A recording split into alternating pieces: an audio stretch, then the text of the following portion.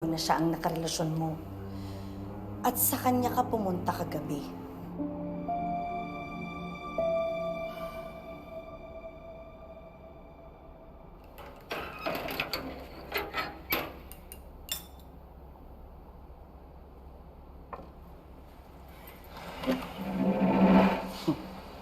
Stephanie, gusto ka daw kausapin ni Sir Vito. Liling, maniwala ka, wala na kaming relasyon. Nagpunta ako sa kanya dahil kailangan ko ng makakaintindi ng sitwasyon natin. Alam ko. And she warned me. Warned you?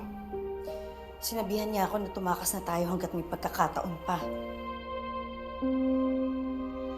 Tara! Tara! Tara dito! Malikot! Tara! Tara! Sir, nasecure na namin si Stephanie. Now go get Lance.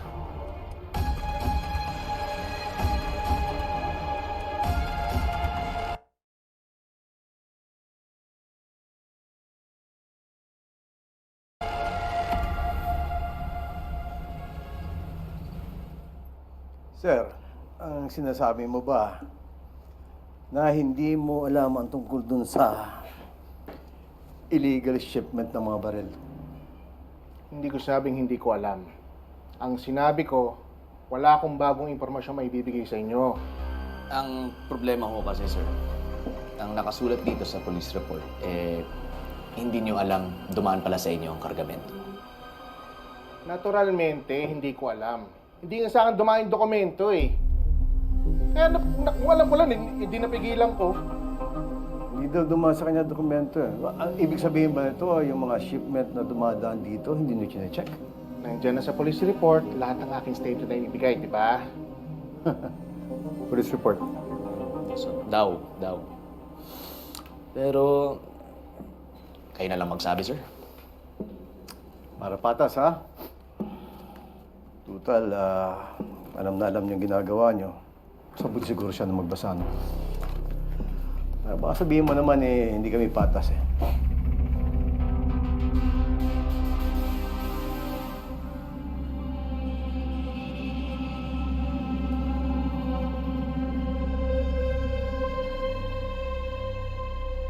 Hindi ba wala dyan sa police report yung sinasabi ninyo?